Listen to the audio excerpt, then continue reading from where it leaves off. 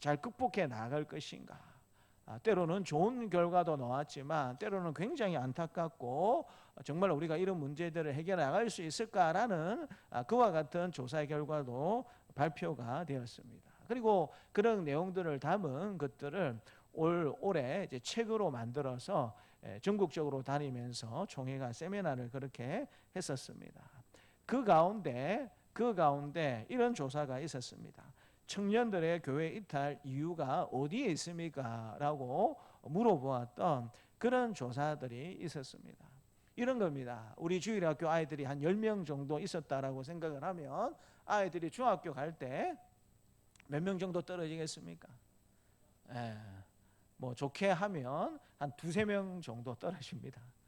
근데 심각하게 이야기하면 한 초등학교에서 중학교 넘어갈 때 한 절반 정도가 떨어집니다. 그리고 여러분 중학교에서 고등학교로 넘어갈 때 한 몇 명 정도가 떨어질까요? 또 절반이 사라집니다. 거의 절반이 사라집니다. 그러면 여러분 10명에서 초등학교 우리 출석하는 주일학교 아이들 10명에서 시작했으면 중학교 때는 몇 명이 남아있습니까? 중학교 때는 5명이 남아있죠. 중학교에서 고등학교 또 50%가 떨어지니까 몇 명이 남아있습니까? 뭐 2.5명은 없으니까 2명 하면 3명이 남아있어요. 근데 여러분 또 고등학교에서 대학교 가면 또 몇 명이 떨어질까요? 전밀이 되거나 거의 뭐 7, 80% 이상 사라집니다. 그게 지금 우리 교회 학교의 현실입니다. 그러니까 의진이가 초등학교 때 또래 친구들이 한 10명 됐거든요. 지금 누구만 남아있습니까? 웃을 일이 아니고요. 그게 여러분 우리의 한국 교회의 지금 현 주소라는 사실입니다. 근데 우리 총회 이렇게 리서치도 마찬가지고요. 미국 교회에 이런 오래 전에 이렇게 조사한 것도 청년들의 교회 이탈 이유가 어디에 있다라고 생각하십니까? 라고 조사하게 되었을 때에 가장 큰 이유 중에 한 가지가 무엇이었냐면 전에도 제가 여러 번 말씀드렸습니다. 왜 청년들이 교회를 가지 않을까요? 왜 고등학교까지는 그래도 교회 다니려고 애를 썼던 아이들이 왜 여러분 대학에 들어가면 왜 교회를 다니지 않을까요? 이상하지 않습니까? 분명히 초등학교 때 10명 가운데 그 중에는 교회 잘 다니는 부모님의 자녀들도 분명히 포함되어 있었는데 대학교만 들어가는 이 과정만 거치면 채 10년이 지나지 않아서 몇 명이 된다고요? 10명이 빵이 되거나 1명이 된다라는 겁니다. 왜 그럴까요? 다들 그렇게 생각하시는데 따라서 말해볼까요? 부모의 이중적인 신앙. 이게 가장 큰 이유입니다. 자녀들이 자라서 교회 나가지 않는 가장 큰 이유가 부모의 이중적인 신앙입니다. 무엇을 말하는 것일까요? 교회에서 믿음을 말하지만 집에서는 하나님보다 성공과 성취를 더 중요하게 여겼다라는 것입니다. 아이들은 부모의 말을 듣는 것 같지만 실제로 부모가 무엇을 가장 중요하게 여기는지를 보고 배웁니다. 예배가 중요하다라고 말하면서도 시험 기간에는 주일보다 학원을 우선하고요. 아이들은 결국 무엇이 진짜 중요한지를 배우게 됩니다. 그래서 신앙은 말보다 행동, 어떤 방향을 바라보고 있느냐, 그것이 신앙 전수의 결정적인 요인이 된다라는 사실을 이런 통계들을 통해서 우리가 확인해 볼 수가 있습니다. 성도 여러분, 우리는 자녀에게 무엇을 남기고 싶습니까? 좋은 대학입니까? 안정된 직장입니까? 물론 이것들이 중요하고 꼭 우리에게 필요한 것이 사실입니다. 그러나 그보다 더 중요한 것은 하나님을 사랑하는 마음입니다. 여러분 믿으십니까? 믿으십니까? 다음 세대는 자동으로 신앙인이 되지 않습니다. 부모가 의도적으로 믿음의 방향을 세우지 않으면 세상에 대신 자녀를 가르치게 되는 그런 시대에 우리가 삶을 살아가고 있습니다. 주일 성수는 단순한 습관이 아닙니다. 하나님이 내 삶의 주인이심을 인정하는 신앙 고백이 그 가운데 들어가 있습니다. 헌금도 단순히 돈의 문제가 아닙니다. 내 삶의 주인이 하나님이심을 인정하는 믿음의 표현이 그 가운데 담겨져 있습니다. 믿음의 전수는 결국 부모가 하나님을 얼마나 사랑하느냐에서 시작된다라는 사실을 믿으시고 먼저 뜨겁게 하나님을 사랑하는 우리 부모님이 되시고, 그 사랑을 의지적으로 다음 세대들에게 잘 가르칠 수 있는 저와 여러분들의 삶이 되시기를 주님의 이름으로 축복합니다. 하나님께서 정말 하나님을 뜨겁게 사랑하는 가정을 원하시고요, 또 그 가족 구성원들 마음속에 이 마음이 가득가득 차고 넘쳐나기를 원하신다라는 사실을 말씀해 주고 계시고요. 두 번째, 하나님이 원하시는 가정은, 따라서 말해 볼까요? 하나님은 일상의 삶 속에서 믿음을 가르치는 가정을 원하십니다. 시간을 내어서 따로 가르치는 일도 필요하지만 하나님은 일상의 삶 속에서 믿음을 가르치는 가정을 기뻐하시고 원하십니다. 우리 6절 말씀을 같이 한번 읽겠습니다. 6절입니다. 오늘 내게 명하는 이 말씀을 너는 마음에 새기고, 6절 말씀 뭐라고 말하고 있습니까? 이 말씀을 너는 마음에 새기고, 부모가 먼저 하나님의 말씀을 마음에 새겨야 한다라고 말하고 있습니다. 이 새기다라는 말씀의 의미는 무엇이냐면 단순한 암기해라 그런 뜻이 아니고요, 깊이 각인한다라는 뜻을 가지고 있습니다. 우리가 공동묘지에 가보게 되면 하나같이 무엇을 다 세워두었습니까? 비석을 세워두지 않습니까? 여러분, 그 비석이 나무로 된 비석을 보셨습니까? 아무리 가난해도 다 돌로 된 그 비석을 세워두는 것을 볼 수 있지 않습니까? 왜 돌로 된 비석을 사람들이 사용할까요? 오래도록 잊지 않도록 하기 위해서. 그래서 여러분, 보통 그 비석을 세우면서 글씨들을 새겨둔 것을 우리가 볼 수 있습니다. 아무리 여러분 오랜 시간이 지나도 돌로 만든 비석, 그 돌에 또 글자들을 새겨두게 되면 큰 일이 없으면 수백 년이 지나도 그 글씨들이 각인이 되어서 그대로 남아있다라는 사실을 우리가 잘 알고 있기 때문에 묘비를 돌로 세우고 또 글을 각인시키는 것을 보게 됩니다. 하나님의 말씀을 마음에 새긴다. 깊이 사라지지 않도록 각인하라는 것입니다. 어떻게 여러분 우리가 하나님의 말씀을 우리 마음속에 각인을 시킬 수 있을까요? 그건 여러분 별 다른 방법이 없습니다. 하나님의 말씀을 자주 듣고 자주 보고 또 기회가 닿는 대로 외우고 또 여러분 자주 읊조리고, 이런 방식들을 통해서 하나님께서 하나님의 말씀을 우리 마음속에 우리의 삶 가운데 각인을 시켜야 한다라고 먼저 부모님들에게 말씀해 주고 계시고요, 그 다음에 그렇게 부모가 하나님의 말씀을 마음에 각인을 시킨다라는 전제하에 7절처럼 가르치라고 이야기하고 있습니다. 7절을 같이 한번 읽겠습니다.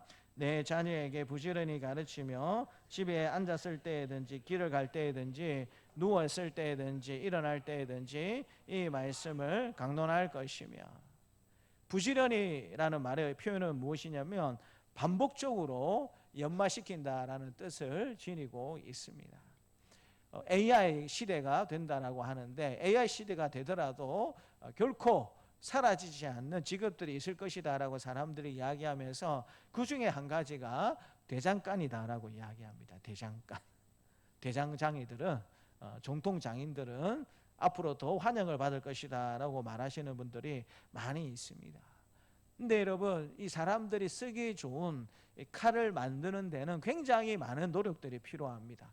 육체적인 많은 노력들이 필요합니다. 근데 이미 만들어진 그 칼이 많이 쓰게 되면 무뎌지잖아요. 우리 교회도 여러분 주방에 칼이 몇 자루 있습니다. 조금 무뎌지면 우리 조남민 장로님이 기계를 갖고 오셔가지고 그 칼을 갈아주시는 것을 제가 몇 번 봤습니다. 근데 여러분, 보통 이 칼을 전문적으로 갈아주는 장인들이 다시 무뎌진 칼날을 날카롭게 만들기 위해서 기준이 뭐냐면 신문지를 잡고 이렇게 싹 베어보는, 그게 기준입니다. 신문지를 칼날로 베었을 때에 그냥 쉽게 잘 베어지는 그 정도가 칼날이 살아있다 정도, 그렇게 생각을 하는 것입니다. 보통 3단계를 거칩니다. 연마기를 가지고 칼을 새롭게 날을 세우는 그런 작업들을 하고요, 또 2단계를 더 거쳐가지고 그 세워진 칼날이 더욱더 날카롭게 설 수 있도록 하는 그런 3단계의 과정을 거치게 되었을 때에 칼날이 살아있어가지고 정말 종이를 무 베듯이 너무나도 쉽게 배는 살아있는 칼날로 만드는 것을 본 적이 있습니다. 이 부지런히라는 말씀의 의미는 무엇이냐면 칼날을 그렇게 세우라는 뜻을 가지고 있습니다. 반복적으로 연마해서 마치 칼날이 살아있는 것처럼 그렇게 자녀들에게 하나님의 말씀을 부지런히 자주 가르쳐야 합니다. 집에 앉아있을 때든지 길을 갈 때든지 누워있을 때든지 일어날 때든지 일상의 삶 전체가 하나님의 말씀을 가르치는 신앙교육의 현장이 되어야 한다는 사실을 가르치고 있습니다. 고대 이스라엘에서는 가정이 가장 중요한 신앙교육의 장소였습니다. 오늘날 부모님들은 자녀의 신앙을 교회와 교육자에게 맡기기가 쉽습니다. 그러나 성경은 신앙교육의 1차 책임을 항상 부모에게 두고 있다는 사실을 가르쳐 주십니다. 특별히 지금 시대는 콘텐츠가 자녀를 키우는 시대입니다. 스마트폰 알고리즘은 반복적으로 가치관을 아이들에게 주입을 합니다. 일주일에 몇 시간 교회 오는 동안 세상을 수십 시간 동안 자녀들의 생각과 가치관을 형성하도록 그렇게 이끕니다. 그래서 부모가 의도적으로 믿음의 환경을 만들지 않으면 세상이 대신 자녀를 키우게 되는 그런 환경 가운데 지금 우리가 가 있습니다. 그런데 이 심각성을 우리만 몰라요. 얼마나 이 일이 지금 심각한가 교회 다니는 우리가 지금 잘 모릅니다. 그래서 아이들이 교회만 가면 신앙교육이 다 되는 것처럼 교사에게, 교육자에게, 교회에게 모든 것들을 다 맡기고 잘 자라겠지라고 여전히 생각하고 있는 그 현장이 때로 우리 교회의 현장일 경우가 많이 있다라는 것입니다. 여러분 학교 교육의 현실이 어떻는지 시흥의 S고등학교에서 최근에 이루어진 교육의 내용들을 한번 보여드리겠습니다. 잘 보이십니까? 네. 저게 뭐냐면 성 정체성, 성에 대해서 시흥의 한 고등학교에서 아이들에게 수업 시간에 가르친 내용입니다. 근데 저도 모르겠어요. 저게 도대체 무엇을 이야기하는 것인지. 8가지의 성에 대해서 지금 적어두었습니다. 네모 상자에 8가지 성에 대해서 적어두고 밑에는 1번부터 8번까지 그 성을 바르게 이야기하는 내용을 적어두고 위에 단어를 밑에 맞게 기록해 보세요라는 식으로 그렇게 여러분 이루어져 있습니다. 상단 부분이. 그러니까 그 단어의 뜻을 정확히 알아야 1번부터 8번까지 해석하는 그 성 정체성에 대한 내용을 아이들이 찾아서 기록할 수 있을 정도로 저렇게 지금 여러분 성에 대해서 학교에서 가르치고 있습니다. 물론 교육부 전체에 그런 책임이니까 할까요? 방향성이 이렇게 정해진 건 아니에요. 근데 많은 학교에서 성평등화 또 성정체성에서 가르치면서 여러분 인던 젠더 이데올리 같은 젠더 이론을 학교에 그대로 여러분 여과 없이 가져와 가지고 이런 정체성이 있으니까 너희도 알고 있어야 되고 너희들이 원한다라면 얼마든지 이런 성 정체성을 찾고 거기에 따른 행복을 추구할 수 있다라는 식으로 가르치는 시대가 지금 시대입니다.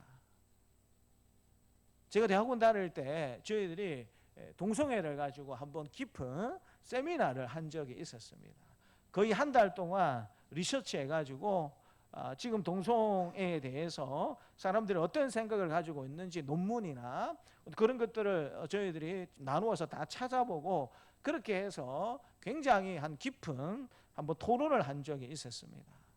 그때 여러분 저희들이 한번 뭐 논문도 찾아보고 인터넷도 한번 찾아보게 되었을 때에 그때 여러분 이런 용어들이 거의 없었어요. 겨우 저희들이 알 수 있었던 것이 호모라는 단어였습니다. 호모는 남성이나 여성이나 둘 다 동성애를 하는 그런 것들을 넓은 의미에서 호모다라고 불렀습니다. 레즈비언이라는 단어는 그때도 있었어요. 여성 동성애자를 부를 때에 레즈비언이다라고 불렀습니다. 그리고 지금은 남성 동성애자를 부를 때에 대부분 호모라고 그렇게 부릅니다. 그래서 호모라고 부르면 저 사람은 남성 동성애자이구나.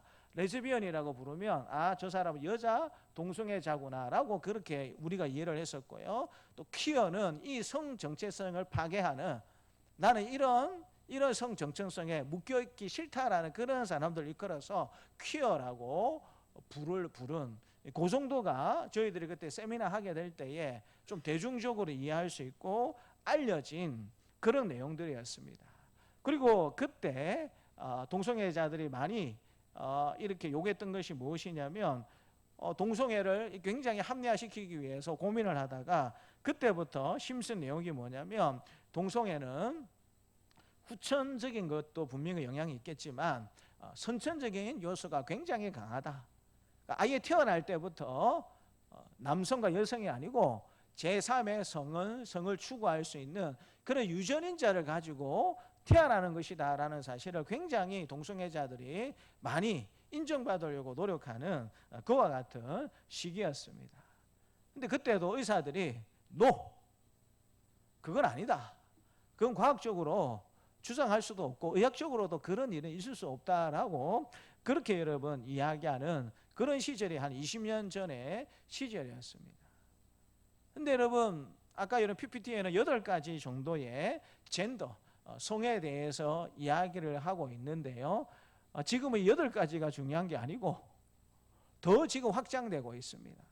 한 40-50년 전만 해도 미국의 정신의학회에서 여러분 동성애는 무엇으로 분류되었냐면 질병으로 분류가 되었습니다. 치료해야 될 정신적 질환으로 분류가 되었습니다. 그런데 여러분 채 20년이 지나지 않는 상태에서 미국 정신과 의학회에서 동성애가 질병이 더 이상 아니고 그러니까 사람의 취향 정도로 수정을 해서 더 이상 여러분 질병 명단에 동성애라는 것이 지금 빠져 있습니다. 지금 여러분 미국 사람들에게 굉장히 중요한 흐름이라고 할까요? 성에 대해서 흐름이 뭐냐? 어떤 흐름이 있냐면 소아 성애에 대한 그런 욕구들이 굉장히 많습니다. 소아 성애자들이 많습니다. 그러니까 보통 남자와 성인 여자와 성인 남자에게는 성적 호기심을 느끼지 못하고 어린아이들을 바라보게 될 때 성적인 매력을 느끼는 소아 성애자들이 상당히 미국에 지금 많아지고 있는 분위기입니다. 근데 여러분 이 소아 성애자들이 지금 하고 싶은 일이 무엇이냐면 동성애자들이 예전에 정신질환 목록에서 이 동성애를 빼려고 굉장히 애를 썼던 것처럼 지금 소아성애자들이 정신질환에서 이 소아성애라는 이 항목을 빼기 위해서 굉장히 지금 많이 로비를 하고 애를 쓰고 있는 것을 보게 됩니다. 동성애라는 이것이 정신적 질병 목록에서 빠졌다라면 시간이 좀 더 지나게 되면 소아성애라는 이것도 여러분 정신적인 그 목록에서 빠지겠습니까? 안 빠지겠습니까? 지금 분위기로 봐서는 충분히 빠지겠다라는 생각을 할 수가 있는 거예요. 아이들이 주일에 여러분 교회에 어느 정도 붙어 있습니까? 주일에 와가지고 예배드리고 하나님의 말씀을 공부시키는 분방 공부 시간 다 합쳐봐야 2시간의 차가 되지 않습니다. 일주일에 가정에서 특별히 신앙교육을 시키지 않는 한 한 주 동안 하나님의 말씀을 보고 듣고 배우고 예배하는 시간은 채 2-3시간이 되지 않습니다. 그런데 여러분 아이들이 가지고 있는 스마트폰, 아이들이 월요일부터 금요일에 다니는 이 학교는 늘 방금 보여드린 이런 내용들을 계속해서 쉬지 않고 주입시키고 가르치고 있는 그런 시대 가운데 우리가 삶을 살아가고 있습니다. 우리가 이길 수 있을까요? 우리가 이길 수 있습니까? 이길 수 있다라고 말하는 것 자체가 말이 되지 않는 겁니다. 그래서 여러분 이런 세상 가운데 우리가 믿음의 가정을 잘 지키고 자녀들에게 신앙을 전수하려고 하면 의도적으로 하나님의 말씀을 가르치고 전수시키는 그런 분위기를 만들지 않으면 한 20년 지나고 나면 하나님의 말씀을 따르는 그런 자녀가 아니고 교회도 다니지만 세상 가치관으로 무장이 된 그런 아이들이 교회 속에서 자라나 있는 그런 현실을 보는 것이 요즘 우리의 현실이다라는 사실을 가르쳐 주고 있는 것입니다. 오늘 우리 가정에는 믿음의 대화가 얼마나 있습니까? 자녀와 공부 이야기는 많이 하지만 신앙 이야기는 거의 하지 않을 때가 많습니다. 그러나 신앙은 시스템보다 습관적으로 전수가 되는 것입니다. 부모가 피곤해도 예배 드리는 모습, 어려워도 경제적으로 어려워도 11조를 드리고 감상금을 드리는 모습, 힘들 때 기도하고 말씀 붙들고 살아가는 그 모습을 보고 자녀들은 신앙을 배우고 신앙을 익히게 되는 것입니다. 좀 죄송한데 우리 조경 집사님하고 승진이가 웬만하면 수요일날 안 빠집니다. 아시는 분들은 아실 거예요. 근데 한 번씩 농담처럼 그런 이야기가 들려집니다. 우리 조경 집사님은 직장생활 하시잖아요. 유치원 선생님이시거든요. 그러면 여러분 하루 종일 아이들하고 이렇게 이야기하고 시달리다 보면 어떤 수요일은 피곤하겠습니까? 안 피곤하겠습니까? 피곤한 거예요. 그러면 그날은 수요 예배에 가고 싶겠습니까? 안 가고 싶겠습니까? 좀 쉬고 싶은 마음이 있는 거예요. 그러면 옆에서 누가 가자 하겠습니까? 승진이가 엄마 안 된다. 수요 기도에 가야 됩니다. 해가지고 그렇게 한 번씩 오는 경우가 있다라는 이야기를 제가 그렇게 한 번씩 들은 기억이 납니다. 그래서 그런 이야기를 듣게 되었을 때 한편으로 생각할 때 참 안타깝기도 하고 한편으로 생각할 때 참 감사하기도 하는 그런 마음이 들 때가 있습니다. 자녀들은 설교를 듣고 또 말씀을 배워서 신앙을 익히고 신앙을 또 여러분 그렇게 배운다라고 생각하기가 쉽지만 실제로는 말씀들이 이런 장면들을 통해서 신앙을 배우게 되는 것입니다. 사실 제가 목사지만 또 동시에 부모이지 않습니까? 부모가 완벽하겠습니까? 부모도 여러분 연약합니다. 부모도 흔들리고 부모도 실패할 수밖에 없습니다. 그래서 여러분 믿음의 전수의 시작은 완벽한 부모가 되는 것이다 라는 사실을 성경은 우리에게 가르쳐 주신 적이 없습니다. 네가 완벽한 부모가 되어야 완벽한 신앙 전수가 가능하다라는 식으로 하나님이 말씀하시는 것이 아니다라는 것입니다. 근데 항상 신앙을 잘 전수하기 위해서 항상 필요한 것은 무엇이다라고 하나님께서 말씀해 주고 계시냐면 연약한 자기 자신을 인정하는 것입니다. 내가 부모가 되었지만 나도 연약하고 나도 흔들릴 수 있고 나도 실패할 수 있다라는 사실을 인정하고 먼저 하나님 앞에 회개하는 부모가 되는 것이 중요하다라는 사실을 하나님께서 말씀해 주시는 것입니다. 믿음의 가정은 시간이 남으면 신앙생활하는 가정이 아니라 의도적으로 하나님의 이야기를 만드는 가정이 되어야 한다라는 사실을 우리에게 말씀해 주시는 것입니다. 그저 교회 왔다 갔다고 해서 여러분 1년 52주 동안 하루도 안 빠지고 교회 왔다 갔다고 해서 아이들에게 말씀이 전수가 되고 아이들에게 신앙이 전수가 되는 그런 시대가 아니다라는 사실. 가정에서 의도적으로 말씀을 가르치고 여러분 평상시에 삶의 모범으로 가르치지 않으면 우리가 믿음으로 가정을 지키지 않고 믿음으로 자녀들에게 의도적으로 하나님의 말씀을 가르치지 않으면 이제는 세상의 유튜브와 SNS가 우리의 자녀를 대신 가르치는 그런 시대에 우리가 삶을 살고 있는 것입니다. 사랑하는 성도 여러분, 오늘 본문은 단순한 자녀 교육 방법을 말하는 본문이 아닙니다. 하나님 사랑이 가정의 중심이 되어야 하고 그 믿음을 삶으로 꼭 전수해야 된다라는 사실을 말씀해 주고 계십니다. 그리고 이 말씀은 모세의 유언입니다. 유언. 어쩌다가 그냥 한번 주어진 말씀이 아니고 모세는 가나안 땅에 들어가지 못한다라는 사실을 스스로 잘 알고 있었어요. 그래서 가나안 땅에 들어가서 살아야 되는 이 만나 세대, 출애굽 1세대들은 다 광야에서 죽을 수밖에 없지만 광야에서 만나를 먹고 메추라기를 먹고 그렇게 자라난 이 세대가 가나안 땅에 들어가게 되었을 때에 우상 문화가 너무나도 숨쉬듯이 일상인 그런 지역에 다음 세대가 들어가게 살 터인데 그렇게 살게 되었을 때에 무엇이 가장 중요하겠는가? 가나안 땅에 들어가서 살게 될 때에 무엇이 가장 중요하겠는가? 내가 이제 죽을 텐데 과연 죽기 전에 무엇을 이것만큼은 꼭 지켜야 한다라고 말을 할 것인가 라고 하게 되었을 때에 모세가 지금 이 두 가지를 이야기하고 있는 것입니다. 하나님을 사랑해야 한다. 그 하나님 사랑을 온몸으로 삶의 일상으로 전수하고 가르치는 그런 가정이 되어야 한다라는 사실을 말씀해 주시는 것입니다. 지금은 믿음을 흘려보내면 자동으로 다음 세대에 이어지는 시대가 아닙니다.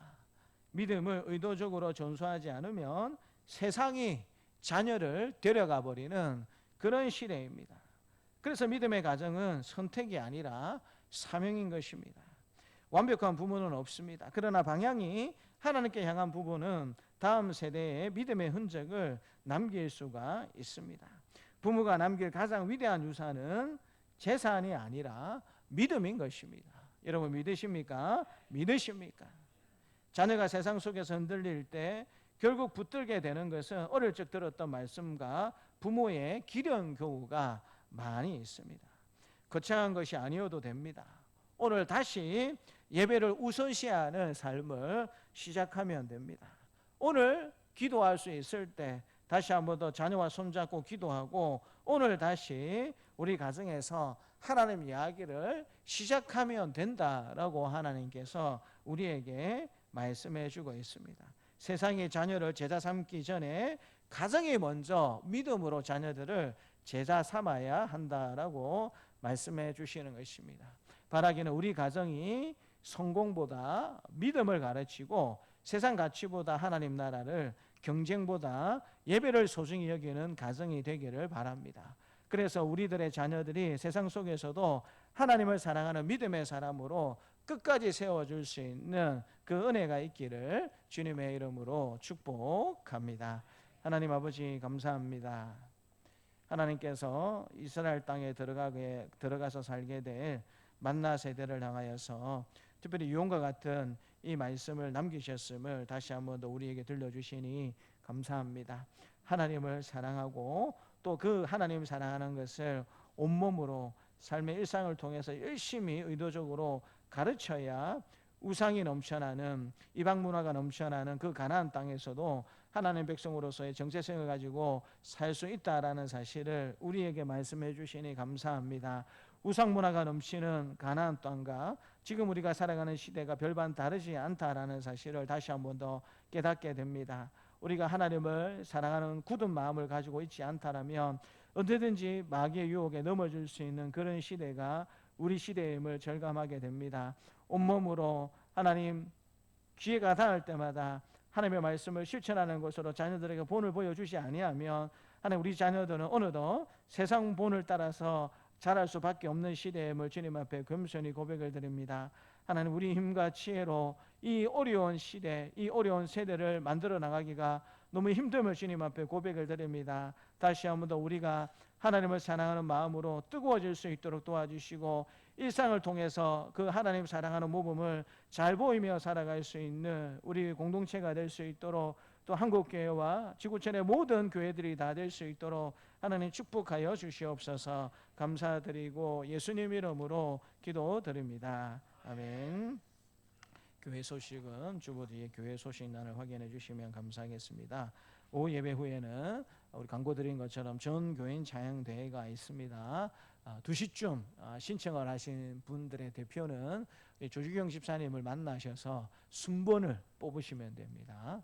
2시에 본당으로 모이셔서 대표자들이 모이셔서 조규영 집사와 함께 누가 먼저 할 것이냐 순번을 그렇게 뽑으시면 되겠습니다. 그리고 아마 이제 뭐 어쨌든 지난주까지 보니까 9팀 정도가 현재 지금 출전하겠다라고 되어 있는데 한 분이 다 반주를 하는 것이 좀 쉽지 않을 것 같습니다. 그래서 우리 반주자님들끼리는 서로 잘 의논하셔서 어떤 곡은 누가 반주를 해주고 또 어떤 곡은 또 누가 반주를 해줄지 우리 반주자님들도 서로 좀 그렇게 곡을 잘 좀 배분을 해주시면 좋을 것 같습니다. 대부분 MR을 사용할 수도 있겠지만 혹시 반주가 필요한 부분들은 그렇게 좀 잘 나누어서 그렇게 배분을 해주시면 감사하겠고요. 우리 민수현제 결혼식이 6월 13일 토요일 오후 1시에 광주 홀리데이인 호텔에서 있습니다. 가실 분들은 차량과 식사 준비를 위해서 오늘입니다. 31일 주일까지 신청서에 이름을 입구에 준비되어 있습니다. 이름을 기록해 주시면 감사하겠습니다. 아까 우리 권사님이 그런 이야기를 하더라고요. 부부가 가면 부담스럽지 않을까, 식사 준비에 부담스럽지 않을까, 그렇게 말씀도 하시던데, 우리 김기관 집사님이 제가 알기로는 그렇게 가난하지 않습니다. 그렇죠. 그래서 될 수 있으면 많은 분들이 가셔가지고 좀 격려해 주시고 축하해 주는 것이 좋지 않을까. 아까 제가 오전에 올 때 보니까 14번 정도 이름이 적혀져 있던데, 전에 이제 김기관 집사님하고 가보고 의논한 것이, 동네 분들은 기관 집사님 가정에서 마련하시는 그 대절차를 타고 가시고, 우리 교회 성도님들은 이제 교회 차량이 2대 있기 때문에 교회 차량으로 이제 이동하는 것으로 전에 한번 상의를 한 적이 있습니다. 그래서 우리가 이제 12인승이 2대가 있기 때문에 한 20명 가까이는 가는데 큰 여러분 지장이 없습니다. 그래서 시간이 되시는 분들은 함께 가셔서, 광주가 좀 거리가 있기는 있습니다. 그렇지만 같이 가셔서 격려해 주시고 축하해 주시는 것이 오히려 좀 더 좋지 않을까, 그렇게 생각이 듭니다. 오늘까지 명단에 이 지원서에 신청서에 이름을 기록해 주시고, 혹시 가지 못하신 분들은 추기를 하실 수 있는 계좌번호가 우리 이게 적혀져 있습니다. 참고해 주시면 감사하겠습니다. 오늘 점심은 임직 및 은퇴 취임하신 분들이 섬기게 됩니다. 감사를 드리고요. 저는 오늘 오후에 2시에 진해 남일교회 예전도 헌신 예배 설교를 하고 옵니다. 걱정하지 마시고 옵니다. 걱정을 하지 마시고, 그리고 오니까 걱정하지 마시면 좋겠고, 또 이번 주 수요일은 6월 3일은 지방의 일꾼들을 뽑는 날입니다. 또 국회의원 보궐선거도 함께 진행이 됩니다. 꼭 시간을 내어서 투표를 해주시면 감사하겠습니다. 어떤 분들은 정치가 왜 이렇게 혼탁스럽고 어렵냐, 싫다 해가지고 아예 투표를 안 하시는 분들도 있는데, 그건 여러분 자신의 주권을 스스로 포기하는 것이고, 또 나라가 어떻게 되든지 상관없다라고 그렇게 여러분 무책임한 겁니다. 그래서 어떤 마음에 좀 안 드시더라도 반드시 투표장에 가셔서 귀중한 한 표들을 여러분들이 꼭 그렇게 투표해 주시면 좋겠고, 저도 이제 자세히는 안 살펴봤지만 뭐 시장, 도지사, 그다음에 시도의원들, 교육감까지 여러 가지 이제 투표를 할 수 있는 그런 일들이 지금 예정되어 있습니다. 그래서 아마 가정별로 유인물이 다 갔을 거라 생각하는데 한번 잘 살펴보시고 그렇게 꼭 투표장에 가셔서 투표해 주시면 감사하겠습니다. 지난 주일 오후에 임직 및 은퇴 취임식이 있었습니다. 오후 예배에 안 계신 분들이 계시기 때문에 명단을 적어 두었습니다. 열심히 잘 섬길 수 있도록 기도와 격려를 부탁을 드립니다. 그래서 눈도장을 한번 찍기 위해서 이름이 적히신 분들은 다 앞으로 한번 놓으십시오. 빨리 놓으십시오. 그건 권사님 생각입니다. 모를 수도 있어요. 우리 김윤호 집사님도 한번 놓으십시오.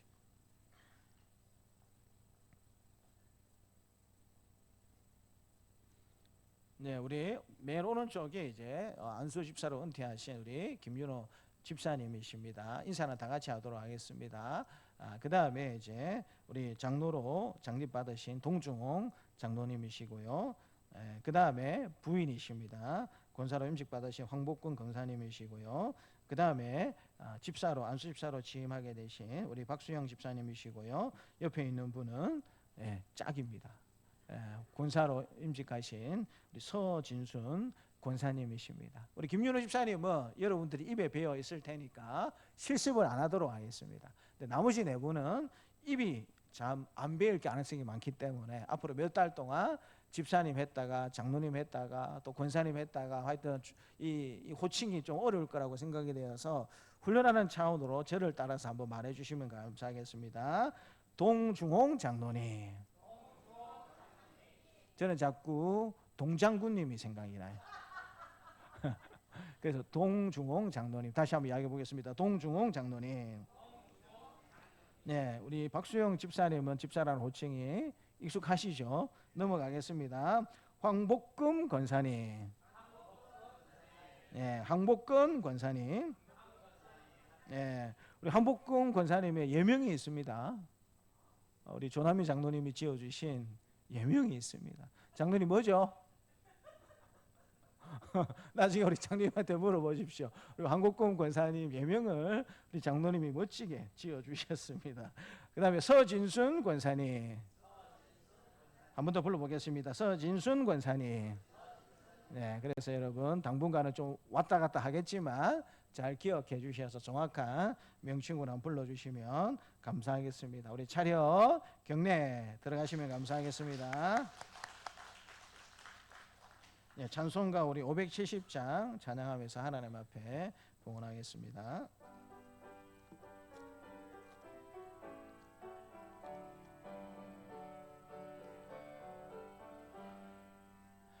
주는 나를 기르시는 목자요, 나는 주님의 귀한 어린 양. 푸른 풀밭 맑은 시냇물가로 나를 늘 인도 주신다. 주는 나의 좋은 목자, 나는 그의 어린 양. 저를 따라 꼴을 먹여주시니 내게 부족함 전혀 없어라. 예쁜 새들 노래하는 아침과 노을 비키는 고운 황혼에 사랑하는 나의 목자 음성이 나를 언제나 불러주신다. 주는 나의 좋은 목자, 나는 그의 어린 양. 저를 따라 꼴을 먹여주시니 내게 부족함 전혀 없어라. 못된 짐승 나를 해치 못하고 거친 비바람 상치 못하리. 나의 주님 강한 손을 펼치사 나를 주야로 지켜주신다.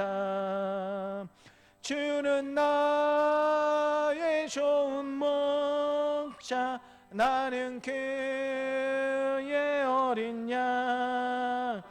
저를 따라 꼴을 먹여주시니 내게 부족함 전혀 없어라.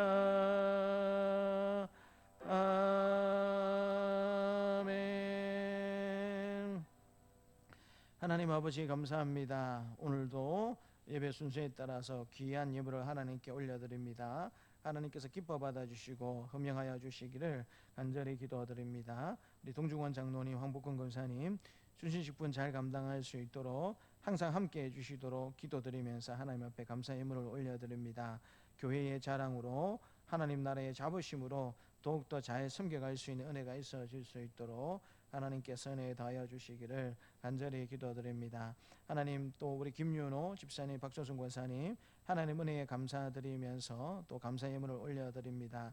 하나님, 우리 김윤호 집사님 지기는 은퇴를 하였지만 더욱더 하나님 사명은 끝까지 잘 감당할 수 있는 우리 귀한 믿음의 집사님이 될 수 있도록, 특별히 영육 강건할 수 있도록 늘 지켜주시고 은혜 가운데 보호하여 주시기를 간절히 원합니다. 우리 사랑하는 박정순 권사님도 하나님 수술한 다리가 아무 후유증 없이 건강하게 잘 회복을 하여서 함께 더 열심히 하나님 나라와 주의 몸된계를 잘 섬길 수 있는 우리 권사님 귀한 가정의 삶이 될 수 있도록 하나님께서 축복하여 주시기를 간절히 기도드립니다. 우리 또 박수영 집사님, 서주준 권사님 하나님 앞에 귀한 축복을 받음을 감사드리면서 하나님 앞에 감사의 예물을 올려드립니다. 기뻐 받아주시고 더욱더 낮은 모습으로 하나님께 인정받고 성도들에게 존경받는 모습으로 잘 섬길 수 있는 귀한 직분자 믿음의 가정이 될 수 있도록 하나님께서 축복하여 주시기를 간절히 기도드립니다. 하나님, 민병아 아들 예수 믿고 구원받게 해주도록 또 우리 조영자 집사님 하나님 앞에 감사의 예물을 올려드립니다. 하나님께서 이 예물을 기뻐 받아주시고 복음으로 믿음으로 하나가 되는 자녀 손들이 다 될 수 있도록 하나님께서 은혜를 베풀어 주옵소서. 하나님 또한 하나님의 전을 사모하면서 또 예배 자리 인도해 주시는 하나님 앞에 찬양을 올려드리는 우리 이세본 집사님 하나님 앞에 감사 예물을 올려드립니다. 기뻐 받아주시고 날마다 기뻐하고 감사할 일들이 많아지는 우리 집사님의 삶과 가정의 삶이 될 수 있도록 하나님께서 또한 은혜 더하여 주시옵소서. 오늘도 하나님 은혜에 감사드리면서 11조를 올려드리고 또 감사 예물을 올려드리고 목적 헌금을 올려드리고 주일 예물을 올려드리는 우리 사랑하는 성도들의 손길마다 하늘의 은혜로 하나님께서 또한 갚아주시기를 간절히 원합니다. 이 자리에 함께 있기를 원하지만 여러 가지 사정으로 함께 있지 못한 우리 사랑하는 성도들에게도 하나님께서 동일한 은혜를 허락하여 주시고, 하나님 몸의 회복이 필요한 우리 성도들, 또 마음의 회복이 필요한 성도들, 환경의 변화가 필요한 모든 성도들 하나님께서 기억하여 주시어서 하나님의 은혜 가운데 또 새로운 결단과 새로운 은혜를 자랑할 수 있는 귀한 은혜가 넘쳐날 수 있도록 하나님께서 또한 역사하여 주시옵소서. 드릴 것이 있게 해주신 하나님 앞에 감사와 영광을 돌려드리옵고 구주 예수님의 이름으로 기도드리옵나이다. 아멘.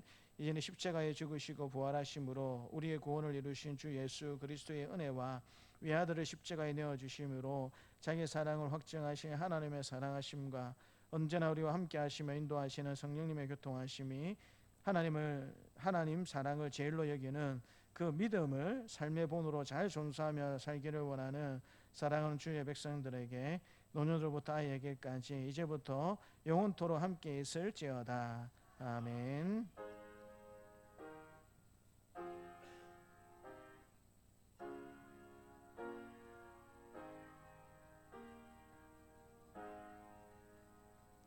다 같이 일어나셔서 성령하도록 하겠습니다.